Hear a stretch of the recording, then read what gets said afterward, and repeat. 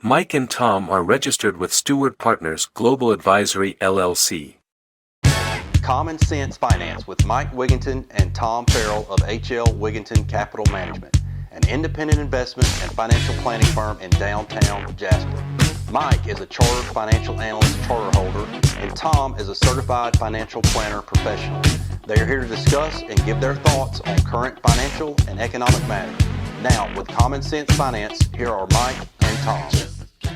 All right, welcome back to another edition of Common Sense Finance. I'm Tom Farrell. This is Mike Wiginton. And Mike, I've had people tell me before, hey, I'm just going to play the lottery or go to the casino because that's pretty much what being involved in the stock market is. It's just a big gamble anyway, so I'm just going to do these other things. That's more fun. What do you say about folks that feel that way? Oh no, that's that whole line about the stock market's a gamble. I mean, heard that said by various folks my whole career, and I'm going to tell you what I found about that is that in my experience, those folks have pursued some hot tip. Invariably, have pursued some hot tip that somebody has given them, and it's turned out to no good end. And what's happened is they're jaded about it, and so they've got this sour grapes attitude, because what they've successfully done is they've been a great wonder at taking the stock market and turning it into a gamble the way they pursued it, okay, with their strategy of some one-off. Oftentimes it could be a penny stock or whatnot, and then when it doesn't turn out, well, this whole thing is a racket, okay? So a long time ago, I heard this definition or this explanation given as the difference between investing and gambling. So if you take a coin and you flip it 50-50, right, heads or tails, okay?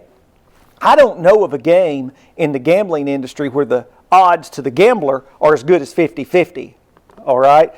But 50-50, you don't know what over time. You don't know what the outcome. The outcome's going to be. If you flip it enough times, you're going to get one or the other. There's zero chance of making any money if it costs you to play that game. Okay, so the difference between investing is this: that in investing, if you take a look at the stock market's history. And the graph or the index that's used is the S&P, the Standard & Poor's 500 right. Total Stock Market Index. And Matt's going to put this graph up for the folks. And they look at rolling periods. A rolling period, let me define that for you. 1900 through 1904 is a 5-year rolling period. 1901 through 1905 is the next 5-year rolling period. So when we go back and look at historical returns in the stock market, they use rolling periods. 84% of 3-year rolling periods are positive in the stock market. 88% of 5-year rolling periods in the stock market are positive. 95% of 10-year rolling periods are positive. When you get to 15 and higher, 100% of those periods are positive, okay?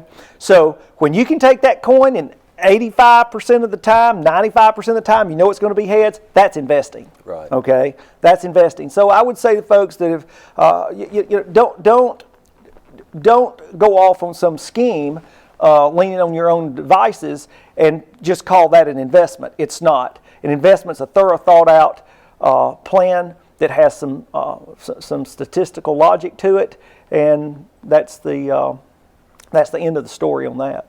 Yeah. So there's a huge difference between speculating, trading, trying to make a quick profit, or buying the hot stock to hope it doubles or triples over a short period of time, and really getting into building a portfolio that you plan on, that you're committed to owning over a lengthy period of time, as opposed to in and out kind of trading. Yeah, well said. I would even go as far as to say, for those folks that are inclined to make those one-off bets, I would even go as far as to say some of these high-flying stocks that are getting a lot of attention from a lot of these online trading platforms and the people that pursue that. Why don't you do this? Why don't you keep those ideas in a bucket to themselves, and then if you have a a well put together portfolio, you followed a financial plan, keep that in its separate bucket, and over time, over the 3, 5, and 10 year periods, measure those returns and see what happened.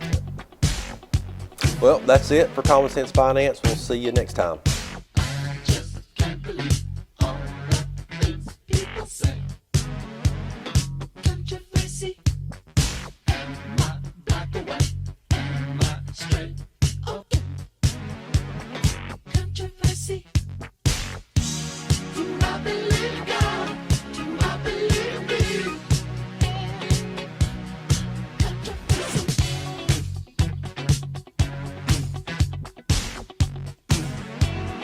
Controversy.